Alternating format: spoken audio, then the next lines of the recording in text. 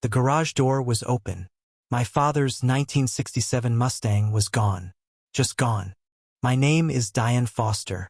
I live in Maple Ridge Estates, a gated community that used to feel like home. 6 months ago, none of this madness had started. I was just a woman restoring her late father's car in her own garage. Then came Karen Whitfield, our HOA president, and everything I loved became a target. Karen ruled Maple Ridge like her own private kingdom, armed with a clipboard and a thirst for control. I'm 42, a structural engineer, divorced, raising my teenage son Austin alone. Quiet life, or so I thought. My father passed 2 years ago and left me his Mustang, half restored, sitting like a promise I hadn't finished keeping. Karen Whitfield noticed that car the day I moved the tarp to work on the carburetor. "That's an eyesore," she said, not even introducing herself first. That was our first conversation. I didn't know then she'd spend the next 6 months trying to destroy me over a car and a lawn. Maple Ridge Estates sat on manicured cul-de-sacs outside Denver, the kind of place with strict rules and stricter enforcers. Karen had been HOA president for 9 years. Nobody challenged her. People just paid the fines and moved on. I wasn't built that way. My father taught me to keep receipts, keep records, keep quiet until you had proof. The first fine arrived in my mailbox 2 weeks after Karen saw the Mustang. $200 for unsightly vehicle storage. I appealed. Denied. Appealed again. Denied again, this time with a smug note. "Board decisions are final, Miss Foster." Austin, 16, asked why Grandpa's car was suddenly a crime. I didn't have a good answer for him. I started photographing everything. My garage, the car, the neighbor's identical clutter that never got fined. That was twist number 1, though I didn't know it yet. Only my property ever got cited. Karen's fines piled up. $600. Then $800. Then a lien threat mailed certified. I went to a board meeting to speak. Karen cut my microphone off mid-sentence, smiling the whole time. "We simply enforce the covenants equally," she said to the room, looking directly at me as she lied. 022. I began requesting HOA financial records, a right every homeowner has under Colorado law. Karen stalled for weeks. My neighbor Renee, 2 doors down, pulled me aside one evening. "She did this to the Martinez family too," she whispered. The Martinez family had moved out abruptly last year. Nobody ever asked why. Now I wondered. I started a folder. Not digital, paper, locked in a drawer the way my father would have done it. Every fine notice, every denied appeal, every board meeting minute I could get my hands on, went into that folder. Karen escalated. She sent an inspector, her cousin, it turned out, to assess my garage for code violations. The inspector found nothing wrong. Karen fined me anyway, citing his report before he'd even filed it. That was twist number 2. The inspection report I later obtained was dated 3 days before the inspection happened. I kept working on the Mustang at night, garage door down, feeling like a criminal in my own home. Austin started helping me on weekends, learning to bleed brake lines, learning his grandfather through bolts and grease. Karen noticed the light under my garage door one night and left a note. "Suspicious activity reported." Suspicious activity. In my own garage. At 11 at night. I laughed until I realized she meant it.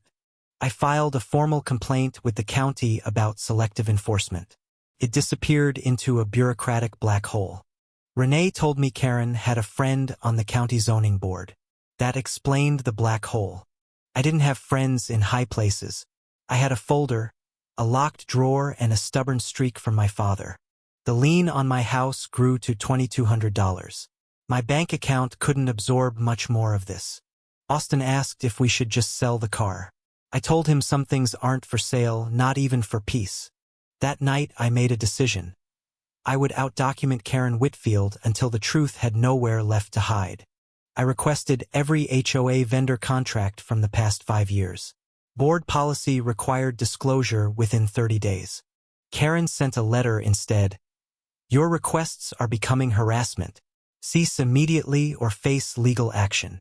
A threat. From the woman who'd fine me for a tarp. I photographed that letter too.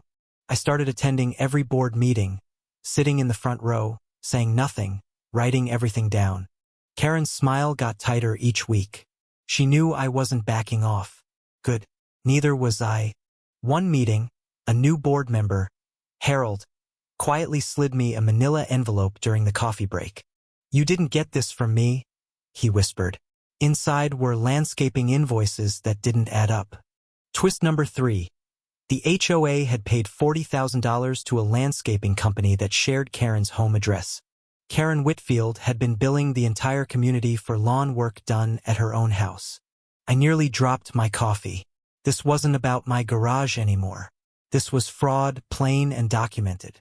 I made copies of everything Harold gave me and mailed originals to myself, unopened, for a legal timestamp. My father used to say, "Never hand a bully your only copy." I finally understood what he meant. Karen must have sensed something shifting, because the fines against me suddenly tripled in a single week. Unauthorized modification, improper vehicle covering, excessive garage activity, charges invented on the spot, it seemed. I stopped responding to her letters. Instead, I responded to the county, the state HOA ombudsman, and a lawyer. Attorney Priya Nair took my case for a modest retainer, intrigued the moment I showed her the landscaping invoices. "This isn't a neighbor dispute," Priya said, flipping through my folder. "This is embezzlement, Diane. Real embezzlement." For the first time in months, I felt the ground under me instead of the ground giving way. Priya filed a formal records demand under Colorado's HOA transparency statute. One Karen couldn't legally ignore anymore. Karen ignored it anyway. That refusal alone became evidence. Every silence from her now spoke volumes. I taped the newest fine notice to my fridge next to Priya's card. The war had officially begun. 2 weeks later, Karen called an emergency meeting, specifically about my vehicle, my garage, my whole existence. She stood at the podium with printed photos of the Mustang, calling it a hazard to community values. I stood up calmly and asked, on record, why the landscaping contract shared her home address. The room went dead silent. Karen's face flickered, just for a second, before she recovered her composure. "That's irrelevant and slanderous," she snapped, banging the gavel like it could erase the question. But Harold, brave now, spoke up. "I'd like the board to actually answer that, Karen." Twist number 4. Another board member, Diane hadn't even met yet, admitted she'd been afraid to ask the same thing for years. Karen adjourned the meeting early, storming out before anyone could press further. The silence after felt like victory. That night, my fine total mysteriously doubled again. Retaliation dressed up as bureaucracy, exactly on brand for her. Priya said this was good. A documented pattern of retaliation strengthens a legal case enormously. I started sleeping better, oddly enough. Fighting back, even slowly, felt better than swallowing injustice quietly. Austin noticed too. "You seem less tired, Mom," he said, handing me a wrench like a peace offering. We finished the Mustang's engine rebuild that weekend, the V8 turning over for the first time in years. The sound filled the garage like my father's voice, low and steady, telling me I was doing this right. Karen, predictably, heard the engine from the street and called it a noise ordinance violation the next morning. I laughed out loud reading that one. There was no noise ordinance in Maple Ridge. She'd invented it. Priya sent Karen a formal cease and desist regarding retaliatory fines, citing 3 statutes and a mountain of dates. Karen's response arrived through the HOA's own attorney, a tired man named Gerald who sounded exhausted by her too. "Off the record," Gerald told Priya, "she's been like this with everyone. I've warned the board twice." Twist number 5. Gerald quietly agreed to testify about prior warnings if this ever reached a courtroom. The county finally responded to my zoning complaint, scheduling an actual audit of the HOA's finances. Karen found out before I did. Someone on the board was clearly still loyal to her. Fines aside, she shifted tactics. Rumors started. Neighbors whispered that I was unstable, obsessive, harassing the board. Renee told me people were repeating things Karen said in private coffee chats. dressed up as concern. It stung more than the fines had. Money I could fight. Reputation felt slipperier, harder to grab hold of. I reminded myself, my father didn't build engines by flinching. Neither would I, not now, not over gossip. I started recording board meetings openly, legally, phone visible on the table, daring anyone to object. Karen objected loudly. I pointed to Colorado's public meeting law. She had no ground left to stand on. The audit date was set for 6 weeks out. Karen suddenly proposed voluntary financial review delays at the next meeting. Harold voted no. 2 other members, emboldened, voted no as well. The motion failed 3-2. Twist number 6. Those 2 members later admitted Karen had personally fined both their families in years past. Old grudges, it turned out, made unlikely allies. Karen's years of bullying had built her own opposition. I kept restoring the Mustang between meetings, sanding the hood, matching the paint to the original factory code. It felt symbolic somehow, stripping away old damage layer by layer to find something worth saving underneath. Karen's next move was colder. She filed a restraining order request, claiming I'd stalked her at the grocery store. I hadn't been near that grocery store in months. Priya requested surveillance footage immediately, smelling another lie. The footage showed Karen herself, alone, buying wine, no version of me anywhere in frame. Twist number 7. The judge dismissed her request in 4 minutes flat and noted the filing as concerning. Karen's lawyer, Gerald, looked visibly embarrassed leaving that courthouse. He barely made eye contact with her afterward. Word spread fast through Maple Ridge. A false restraining order request doesn't stay quiet in a small community. More neighbors started approaching me, quietly, nervously, with their own stories of unfair fines and strange invoices. I added every story to the folder. The drawer wasn't big enough anymore. I bought a filing box. Priya said we had enough now for a formal fraud complaint with the state attorney general's office. We filed it on a Tuesday. I remember because Austin made pancakes to celebrate, badly, but with love. Karen, unaware of the filing, doubled down instead on the vehicle fines, now demanding I remove the Mustang entirely. Remove it or we impound it, her letter read. My hands shook reading those words at my kitchen table. That was the first time she threatened the car directly, not just fines. Something cold settled in my chest. Priya warned me, HOAs can't legally impound private vehicles in Colorado without a court order. She's bluffing or breaking the law. I didn't sleep that night. I moved a spare key oddly to my nightstand, just in case. 2 mornings later, the garage door was open. The Mustang was gone. Just an empty concrete rectangle. I called the police first, then Priya, hands trembling so badly I could barely dial.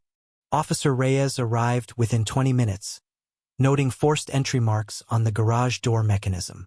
This wasn't a tow, Reyes said, crouching by the scraped concrete. This was a theft. I gave them everything.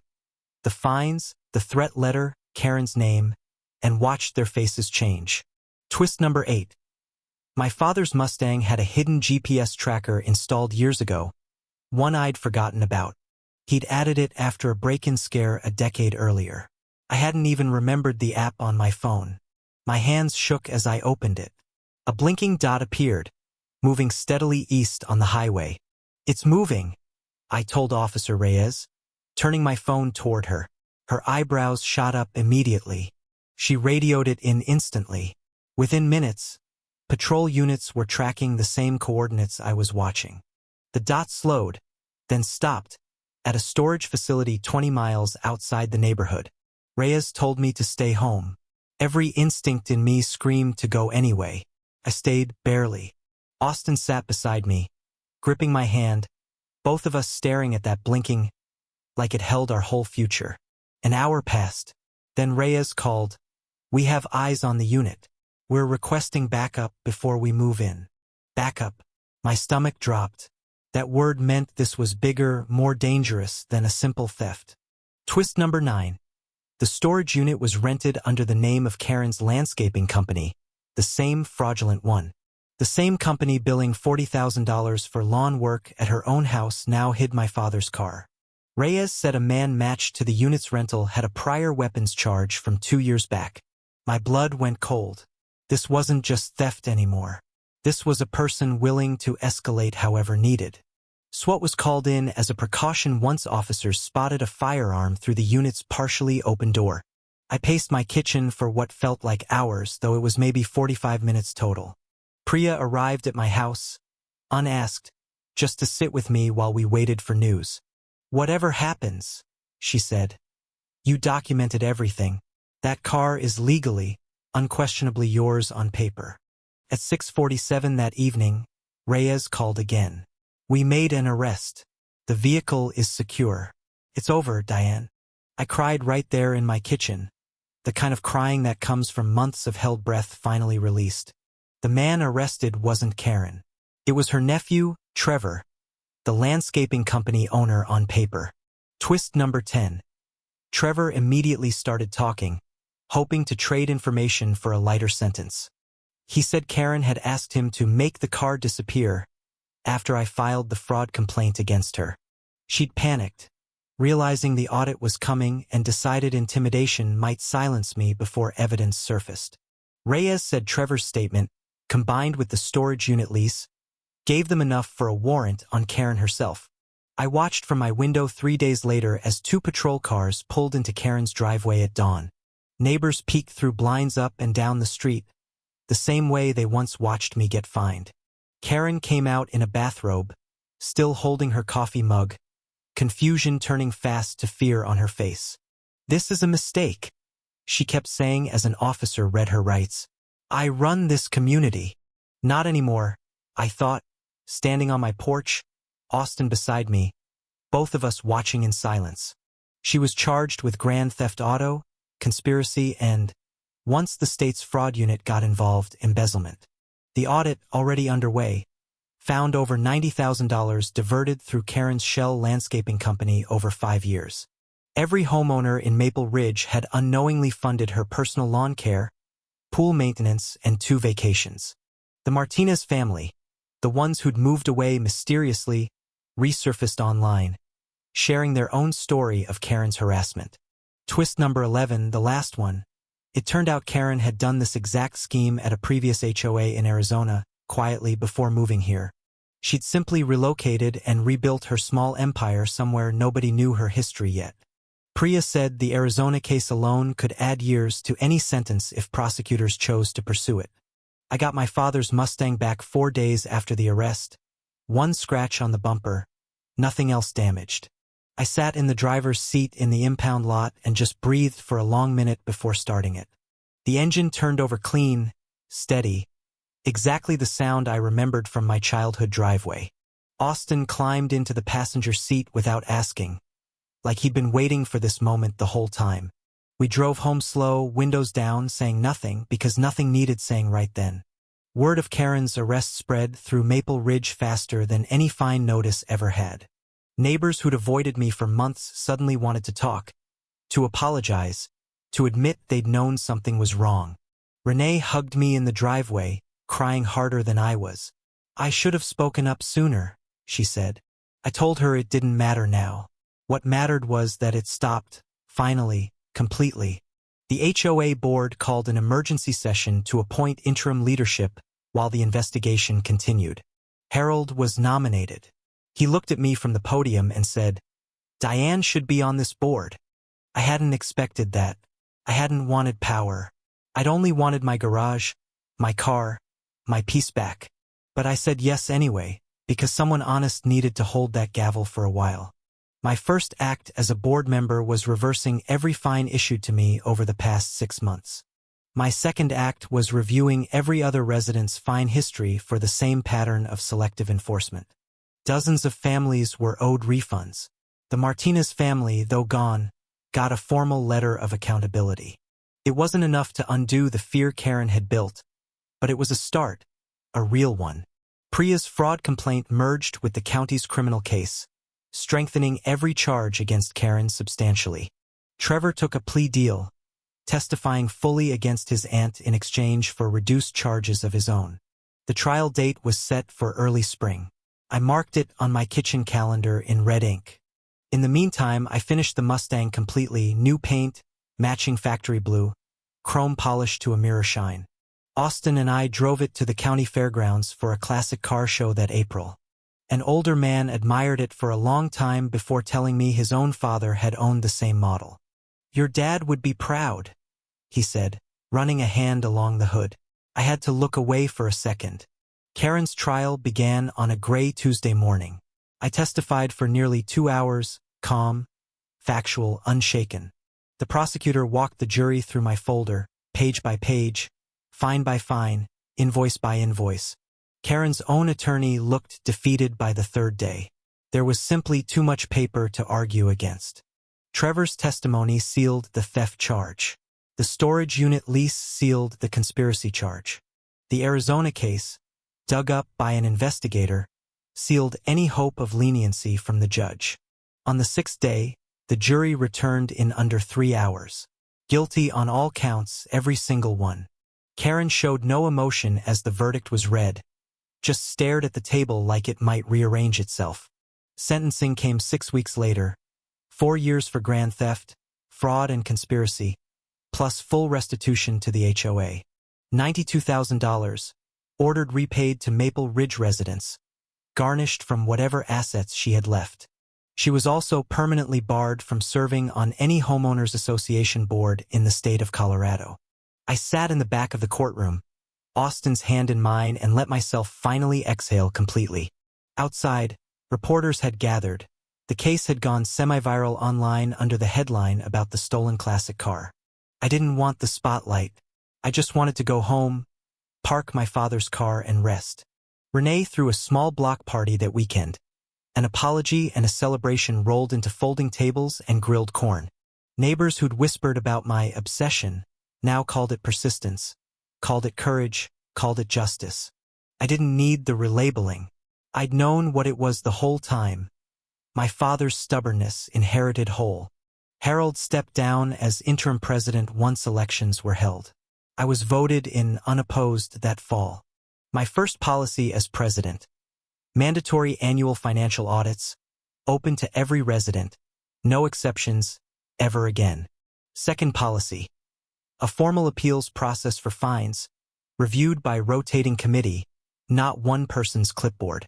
Third, public posting of all vendor contracts, updated quarterly, no shell companies, no hidden addresses. Maple Ridge started to feel like a neighborhood again instead of a kingdom with one nervous queen. Austin asked if we could keep the Mustang in the driveway sometimes, just to see it in daylight. I told him we could park it wherever we wanted now. Nobody was watching with a clipboard anymore. On weekends, I still work on small things. A squeak in the suspension, a rattle near the dash. It's less about fixing and more about staying close to my father through the work of my hands. Priya became a friend beyond the case. Someone I call when a fine notice or an old fear resurfaces. Renee and I carpool sometimes now, laughing about the days we used to dread checking the mailbox. The Martinez family reached out, thanking me for the accountability letter, saying it helped them finally feel heard. I never expected a garage dispute to end in handcuffs, a courtroom, and a community rebuilt from scratch. But grief has strange ways of finding purpose, and my father's car became the thread that pulled it all together. Sometimes Karen's name still comes up at meetings, usually as a cautionary example in new policy language. I don't feel triumphant hearing it anymore, just steady, the way you feel after setting something heavy down. The engine still starts clean every time. Austin says it sounds like a promise being kept. I think my father would agree, though he'd probably just smile and ask when we're changing the oil. There's a photo now, taped inside the garage, of him and the Mustang the day he first bought it. Beside it, a newer photo, Austin and me, same car, same driveway, different chapter entirely. Karen is serving her sentence 2 states away. I don't think about her much these days, honestly. The folder that started it all sits in a drawer still, but it's just paperwork now, not armor. I kept it anyway. A reminder that quiet documentation can outlast the loudest bully in any room. Some nights I still hear an engine turn over and think, just for a second, of everything it took. The fines, The threats, the fear. The GPS stopped blinking steady on a dark highway that terrible evening. All of it led here to a garage, a car, a son who knows how to bleed brake lines now. Justice didn't erase the 6 months of fear. It just made sure that fear finally had a name attached to it. And a consequence. A real one, with a courtroom and a verdict and a sentence that stuck. Maple Ridge elected a full new board the following spring, transparency written into every bylaw they touched. I chose not to run again after my term. I'd done what I set out to do. Protect the car, protect the truth. Harold took the presidency back. Steadier now, less afraid of asking hard questions out loud. I still show up to meetings sometimes, front row, quiet, the way I did when this all started. Old habits. Good ones, this time, built from necessity instead of fear. Austin turned 17 last month. He drove the Mustang to school once, grinning the entire way there. I stood in the driveway watching him go, thinking how strange it is what survives and what doesn't. A marriage didn't survive. Father didn't survive. But somehow, against every odd, this car did. And so did I, more stubborn and more certain of myself than I'd ever expected to become. The paint still catches the afternoon light exactly the way it did in my father's old photographs. Some things really are worth fighting for, worth documenting, worth refusing to let anyone take without a fight. I think about the twist that saved everything. A forgotten GPS tracker installed a decade before I needed it. My father built that safeguard without ever knowing why. Maybe some part of him always knew someone might try. Karen thought a stolen car would silence a woman with a folder and a locked drawer. She was wrong. She mistook quiet for weak. She mistook patience for permission. Both mistakes cost her everything she'd built. I mistook nothing about her. Not from the first fine. Not from the first lie, not ever again. The community healed slower than the car did, but it healed, fine by fine, meeting by meeting. I keep one framed photo in the garage now. The SWAT team's radio call transcript, redacted, oddly sentimental. Vehicle secure. Suspect in custody. 8 words that ended 6 months of quiet terror. My father's Mustang sits gleaming in my driveway tonight, engine ticking as it cools in the evening air. Some legacies are metal and chrome. Others are the courage to keep a folder until the truth finally wins.